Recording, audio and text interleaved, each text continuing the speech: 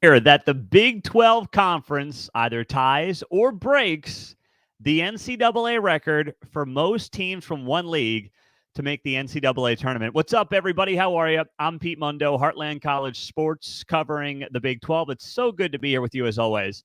And as we approach late January, it's entirely possible the Big 12 finds itself in a position to tie the record set back in 2011 by the Big East when that conference had 11 teams make the NCAA tournament. The Big 12 right now is, I think, right on the margin of anywhere between 10, 11. I'm not sure they're going to get to 12.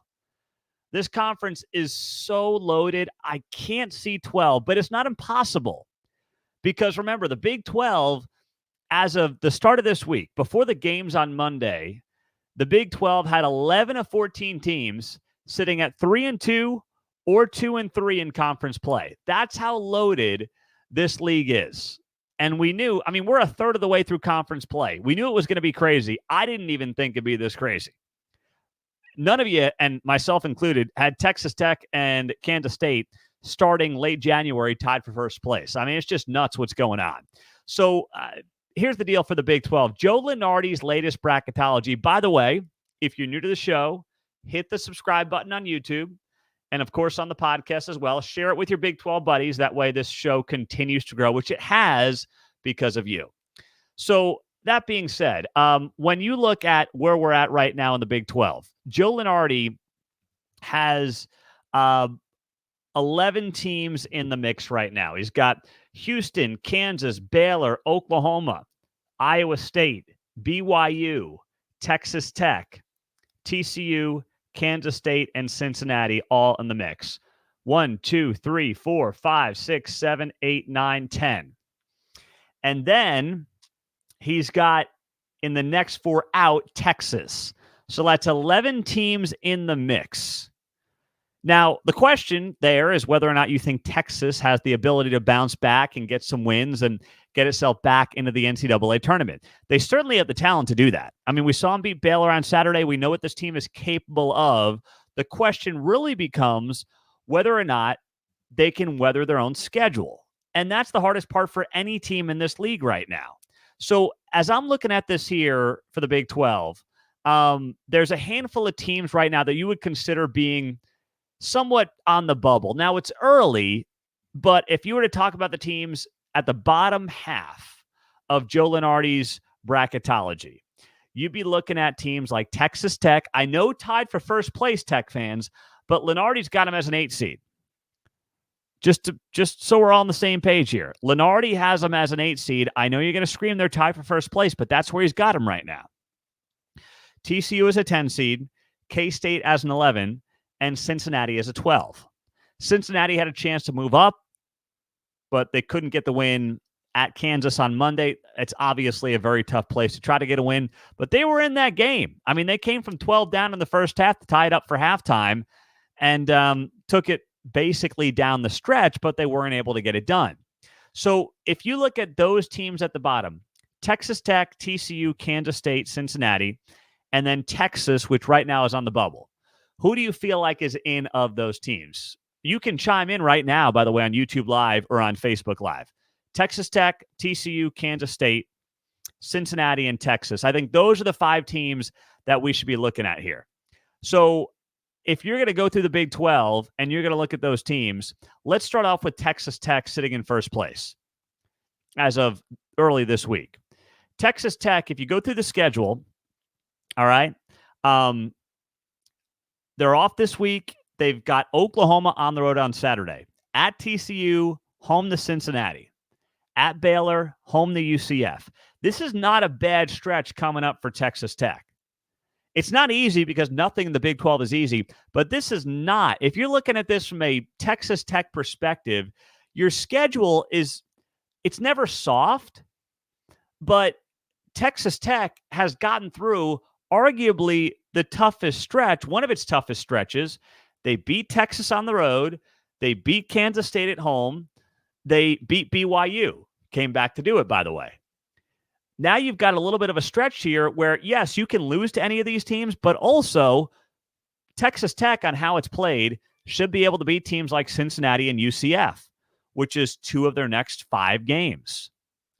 And then you're talking about ranked teams like Oklahoma, Baylor, Kansas, Iowa State. If you can get a couple of wins over that stretch, you go into late February in a very good spot if you're the Red Raiders to get yourself into the big dance in the March Madness. And by the way, you end the season. Here are the last 5 games for Texas Tech. At UCF, winnable. Home to Texas. We'll see how the Longhorns play down the stretch. At West Virginia, winnable. At Oklahoma State, very winnable. Home to Baylor.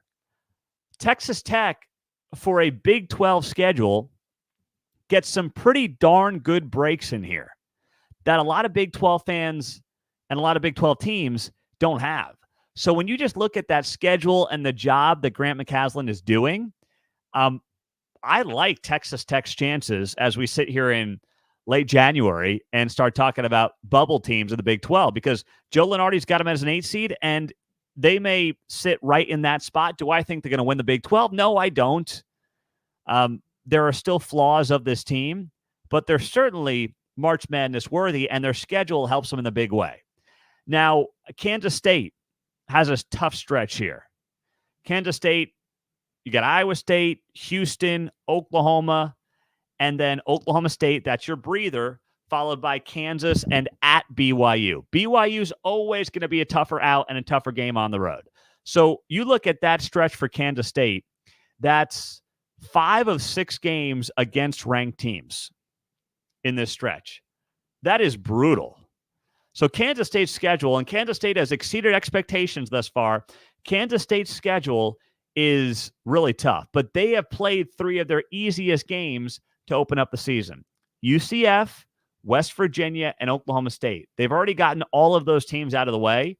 And of those 3, they still have a trip to Stillwater, and they still get West Virginia at home. So that's good. That's theoretically, it's never easy in the Big 12, but theoretically, you can give this team a couple of more wins there when you look at that schedule. But they've gotten through a very easy stretch, have the Kansas State Wildcats. Now comes an absolutely brutal stretch. In Ames, at Houston, back-to-back. Home to Oklahoma.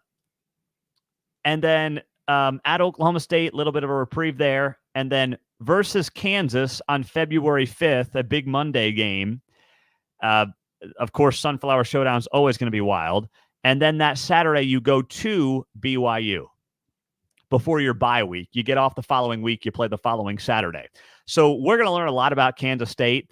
I've got to see how they get through this stretch. But of all the teams in the Big 12 right now, I'm looking at sitting back and saying, let's take a wait-and-see approach. It's Kansas State of those teams we talked about, just because of that schedule, even though, yes, a lot of respect with them tied for first place.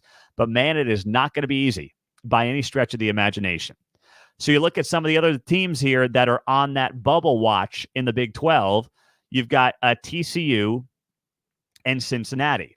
Now, TCU, I'm looking at this TCU team, and gosh, they're right there. I mean, their losses.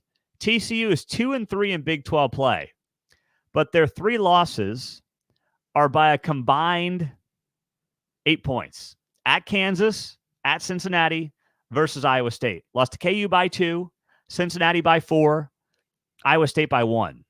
So check that, 7 points over 3 games.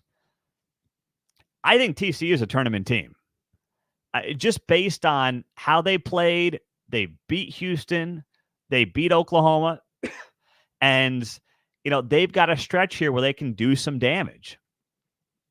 You've got Oklahoma State, then you got to go to Baylor, home to Texas Tech. That TCU-Texas Tech game coming up next week, that's got massive implications for both teams. That could be one of those games where you look back at it and you say, yeah, that's one of those regular season games that can decide which one of these 2 teams makes it to the NCAA tournament. That's what makes it so much fun in this league. But there's not that brutal stretch for TCU. I mean, they've already had a pretty tough stretch, but there's not. They started off conference play with 3 ranked teams: KU, Oklahoma, Houston. 3 top 10 teams, by the way. KU, Oklahoma, Houston. And they went 2-1 over that stretch. Now, they've lost a couple of games in a row. They've got to get back on track. But TCU just feels to me like a team that's going to be able to do some damage. Now, they're still reeling with the way things went against Iowa State last weekend.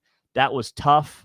Iowa State had 18 steals in that game, and TCU mounted that big comeback, but ultimately Iowa State held on for the win. That one hurts, but if TCU can get back on track, I feel much more confident in TCU being an NCAA tournament team at this point in time than Kansas State, just based on what I've seen and who they've actually played thus far. So you can't just go based on the early season record. And then there's Cincinnati. Cincinnati is a good basketball team, but I think Cincinnati is still getting adjusted to just the rigor and the grind that is the Big 12. They've lost a lot of these games thus far, and it hasn't been by much. Once again, they were in that game against Kansas. They were flustered early. It's Allen Fieldhouse. It's intimidating if you've never been there, as most of those guys obviously had not, first year in the Big 12. And that's a tough spot for them. But they come back. It's tied at halftime. And, of course, Kansas does what it's done to hundreds of opponents over the years in Allen Fieldhouse in the second half, and that's put the game away. But when you look at how Cincinnati has played OU tight, lost that game by 4. At Baylor, lost by 3. Lost to Texas by 1. They've beaten TCU. They've beaten BYU on the road. So Cincinnati is one of those teams where you look at it and you say to yourself, I feel like they're a tournament team. They just have not been able to put it all together yet. And that's the biggest reason I don't like Cincinnati getting to the big dance. Not because they're not talented enough, but because as this season wears on you, and it's going to wear on all of these new teams, UCF, Cincinnati, Houston, BYU, it's going to wear on them. Houston's built for it just because of the program Kelvin Sampson has, built around that defensive side of the ball. But the other three, it's not that I don't think they can make the NCAA tournament, but I do think there's a mental adjustment coming into this conference. And I think we've seen that very much so with a team like the Cincinnati Bearcats. We're watching it play out in real time. Now, they have a stretch where you say to yourself, okay, UCF, West Virginia, if you can take care of business, then you've got Texas Tech, Houston, Iowa State, 3 ranked games in a row, followed by UCF, Oklahoma State, TCU. So that's 5 of your 8 games that get you towards the end of February, where you say to yourself, okay, if we can at least get ourselves to, over those 8 games, if we can go 4-4 over that stretch, we've got ourselves a chance. And that's where Cincinnati has to be. I do think you got to get in this league to probably 9-9 to feel good about your chances of going to the big dance. I feel like that's got to happen for Cincinnati or any team in this conference. And Cincinnati's right now 2-4. So they've got to dig out of a hole a little bit. But it's not impossible by any stretch. And if you pull off a big upset here or there, that's the other thing about the Big 12. You have a lot of opportunities for some major upsets in this conference, and that can help any of these teams. And that's something that's absolutely worth watching as well. Now, meantime, when you look at the Texas Longhorns, Texas is talented. We all know that. They won the Big 12 tournament last year. That's the main reason Rodney Terry's got a job. So none of this is new. But when you look at what this team has coming up, at BYU, home to Houston, at TCU, versus Iowa State, that's a stretch where you say to yourself, we'll know by the time we get to early February what kind of position Texas is in. But here's the thing about Texas. Don't count them out. If you get to the Big 12 tournament in March in Kansas City, and Texas goes 7-11 in league play, I'm just throwing out a number. They're 2 let's just say 7-11. 8-10, whatever you want to call it. Don't count out Texas from reeling off a bunch of wins in Kansas City and winning the Big 12 tournament. They are talented enough to do it. But we know they're getting every team's best shot. Let's be honest, Rodney Terry has not helped this team at all. He's been very chatty. He's been way too talkative. He's been way too much of a whiner and a complainer with the whole horns down thing with UCF. That was a horrible look in so many respects. And I think in part, as much as, this team got a great win at Baylor last weekend. It set them back a little bit. And I think that that's something that Rodney Terry, he admitted after the game, he regretted how he handled that, and he should have regretted how he handled that. It was a bad look all around. But now for the Big 12, you sit back and you say to yourself, okay, let the chips fall where they may, and we'll sit back, we'll analyze it all, and we'll let it play out from here.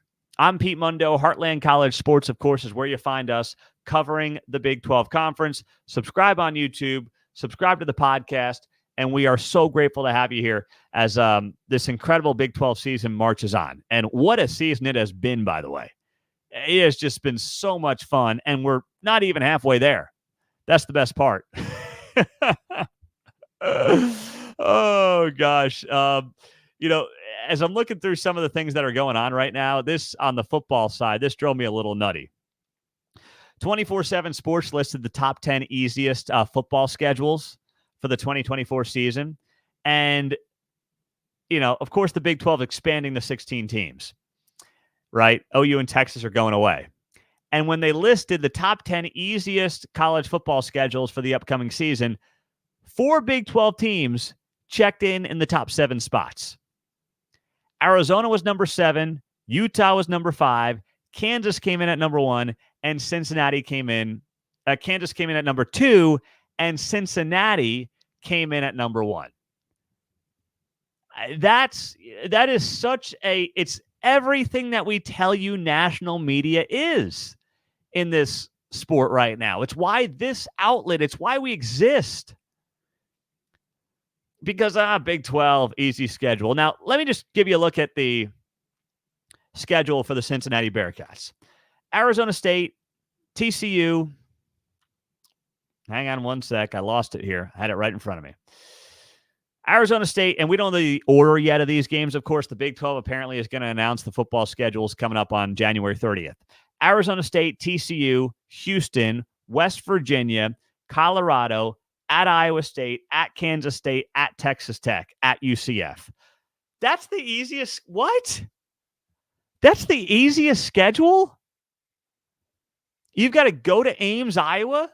You've got to go to Manhattan, Kansas. You've got to go to Lubbock, Texas. 3 teams that hope they can get to a college football playoff next year if everything breaks right. You got to go to UCF, who to me is not even a dark horse, a contender in this conference next year. And 247 Sports says that Cincinnati's got the easiest schedule in college football for the upcoming season.